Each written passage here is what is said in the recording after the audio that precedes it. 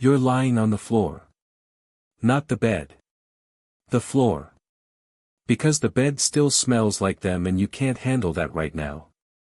There's a half-eaten bag of chips somewhere nearby, your phone is face down because you keep almost texting them, and some playlist called Sad Hours is doing absolutely nothing to help. You feel like you're dying. Not metaphorically. Actually, physically, structurally, chemically dying. Your chest hurts. Your appetite is gone. You can't sleep but you're exhausted. You can't focus on anything for more than 40 seconds without your brain dragging you back to the thing you're trying not to think about. Now here's the question that nobody asks. How did they do this without any of it? No ice cream. No sad playlists. No phone to stare at. No Netflix to leave on in the background just so the apartment doesn't feel so brutally quiet. No friends to text at 2 a.m. who will respond with 3 crying emojis and a voice note. No therapist. No self-help books. No concept of closure. No rom-coms to make you feel like this is temporary and survivable and maybe even beautiful in some horrible way. Ancient humans broke up with people too. Or lost people. Or watched the only person they felt completely known by walk away into the savannah and never come back. And they survived it. All of them did, or we wouldn't be here. Every single one of your ancestors made it through whatever version of heartbreak they had, without a single pint of Ben and Jerry's, without a single sad Taylor Swift song, without literally any of the tools you currently consider essential to human emotional survival. How? Seriously. How did they do it? Because the answer isn't what you think.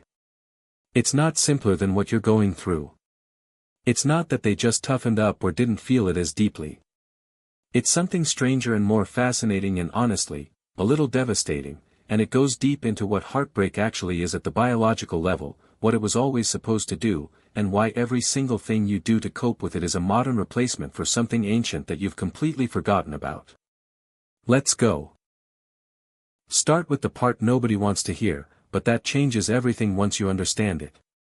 Heartbreak is not an emotion. Not exactly. It's a biological event. When you lose a close relationship, your brain doesn't process it as sadness the way it processes, say, a disappointing meal or a bad day at work. It processes it as a threat to survival. This is critical. Your brain, specifically the anterior cingulate cortex, the part that processes physical pain, activates during social rejection in exactly the same way it activates when your body is physically injured. This isn't a metaphor. This isn't poetry. The same neural circuitry that lights up when you break your arm lights up when someone breaks up with you. The chest pain is real. The physical exhaustion is real. The inability to concentrate is real. You are not being dramatic. You are injured. And this makes complete sense when you understand what relationships meant for most of human history. For the vast majority of the 300,000 years that anatomically modern humans have existed, losing a close bonded partner wasn't just emotionally devastating. It was genuinely, practically dangerous. Humans are not built to survive alone. We never were. We're one of the most physically unimpressive large mammals on the planet. No claws. Mediocre speed. Laughable strength for our size. We can't digest most raw food efficiently. We sleep for 8 hours at a time in a world full of things that want to eat us. Our infants are born helpless and stay helpless for years. By every individual metric, we are a disaster of an animal. What we have instead of individual physical power is each other. Cooperation. Division of labor. Shared childcare. Communal defense.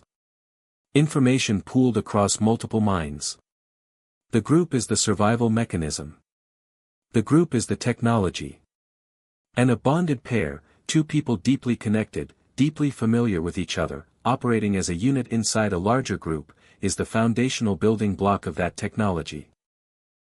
So when that bond breaks, your brain is not just processing emotional loss. It's running a survival crisis calculation. The alarm that goes off isn't, "This is sad." It's something older and louder and more urgent than that.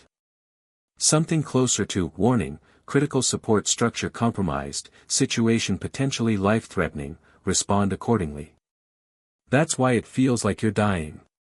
Because for most of human history, in a very real statistical sense, you might have been. Now here's where it gets genuinely interesting. Ancient humans didn't have ice cream. But they had something that modern humans have largely dismantled, and it turns out that thing was doing most of the heavy lifting. They had unavoidable, immediate, constant community. Not the kind of community we have now. Not the kind where you can technically reach anyone anywhere in the world but also spend 3 days completely alone in an apartment without a single human physically near you. Not the kind where friendship is something you schedule. Not the kind where asking for help feels like an imposition and being vulnerable feels dangerous and showing grief publicly makes people uncomfortable. The kind of community where you were never physically alone. Ever. Where the average hunter-gatherer band was somewhere between 20 and 50 people who moved together, slept near each other, ate together, worked alongside each other every single day, and had no mechanism for isolation even if they'd wanted it. Anthropologists studying contemporary hunter-gatherer communities describe a level of constant physical proximity and social integration that is almost impossible for modern people to fully imagine. You didn't go home to your apartment after a hard day. There was no apartment. There was a fire, and there were your people, and you were with them. When someone in that community was hurting, there was no option to not notice. There was no, "I didn't want to bother anyone." The grief was visible, physically present, happening in front of the group in real time. And the group responded. Not perfectly. Not with the vocabulary we now have for emotional support.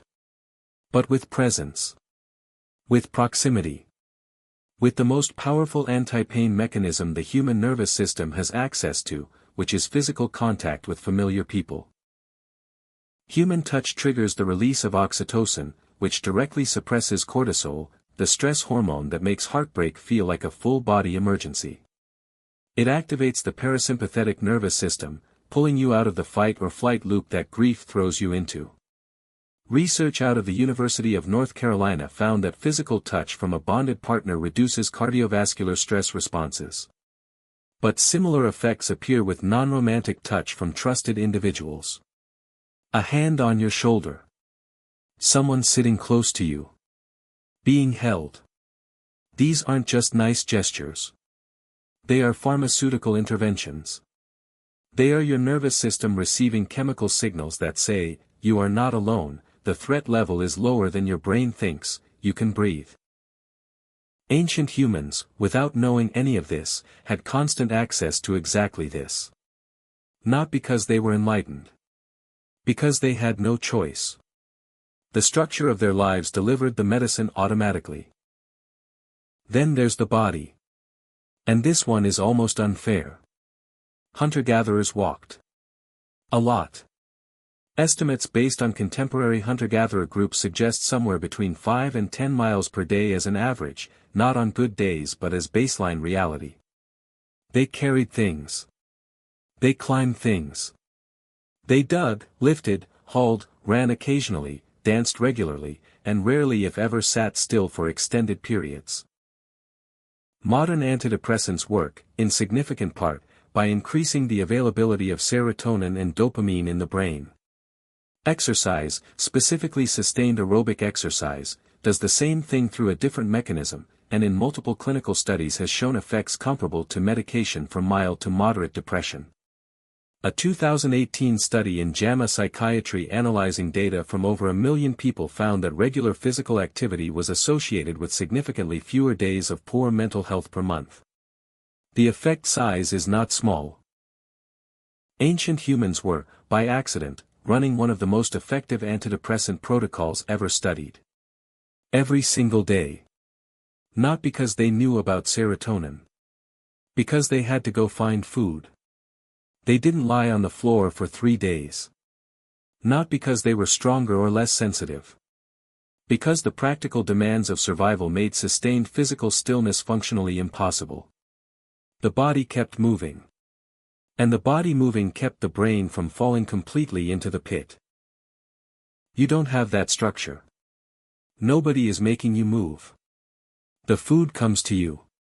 The apartment is survivable without physical exertion. And so when heartbreak hits, you can, and often do, stop. And stopping, it turns out, is one of the worst things you can do to a grieving brain. Let's talk about meaning.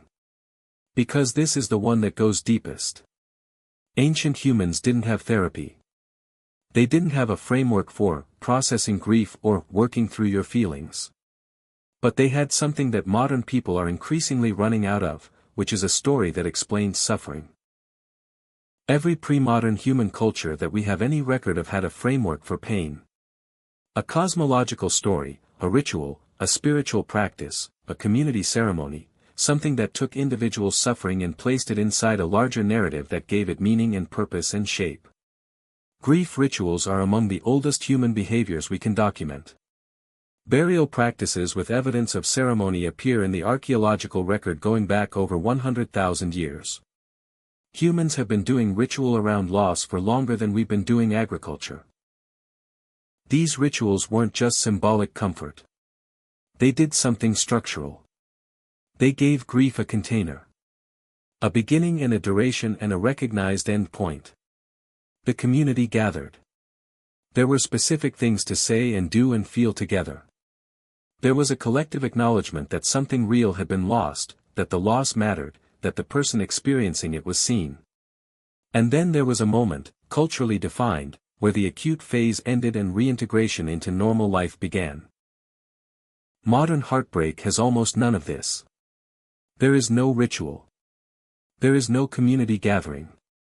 There is no culturally recognized grief period for a non-marital relationship ending. Nobody takes time off work for a breakup. Nobody brings food. Nobody sits with you and says formally, together, this mattered and now it's over and we are here. You are expected to process it quietly and privately and on your own time and not let it affect your productivity, and when someone asks how you're doing you say, I'm fine, it's whatever, because the alternative is making it weird. The absence of ritual doesn't make grief smaller. It just makes it shapeless. And shapeless grief is harder to move through because there's no defined path, no markers, no moment where you can look up and say, okay, that part is done. And here's the part one saved for last, because it reframes all of it. Modern heartbreak coping tools, ice cream, sad music, movies, texting friends, scrolling at 3 a.m., they're not failures. They're not weakness. They are imperfect, often ineffective, sometimes actively counterproductive modern replacements for things that used to happen automatically inside a social structure that no longer exists. Ice cream is a replacement for oxytocin. Fat and sugar trigger mild reward responses in the same dopamine system that physical affection used to maintain. It doesn't work as well. It has side effects that ancient humans didn't have to worry about. But it's reaching for the same lever. Sad music is a replacement for communal grief ritual. Listening to a song that names exactly what you feel is the closest many people get to the experience of being collectively witnessed in pain. Someone else made this sound that means, I know. That's not nothing. That's your brain recognizing a signal it was designed to need, delivered in a format that modern life makes available. Texting friends at 2 a.m. is a replacement for the campfire. The group that was always there, always awake in shifts, always physically present. You're reaching across the new version of dark and trying to find your people. They're just further away now, separated by walls and schedules and the architecture of modern individual life. None of these replacements are as effective as the original. The original was embedded in the structure of how humans lived. The medicine was built into the daily life. It was delivered automatically, constantly, by the very shape of existence. What ancient humans had that you don't isn't toughness. It isn't emotional simplicity. It isn't a shallower capacity for attachment or a shorter memory or a harder heart. It's structure. It's physical community that could not be opted out of. It's a body that had no choice but to keep moving. It's a story about suffering that made it mean something. It's a ritual that gave grief a shape.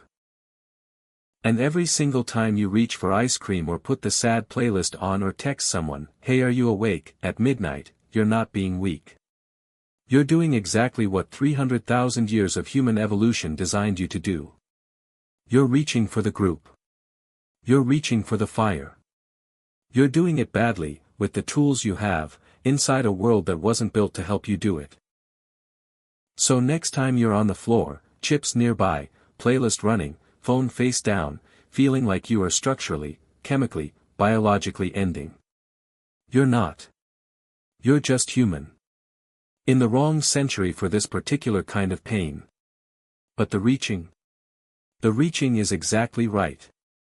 That part your ancestors would recognize completely.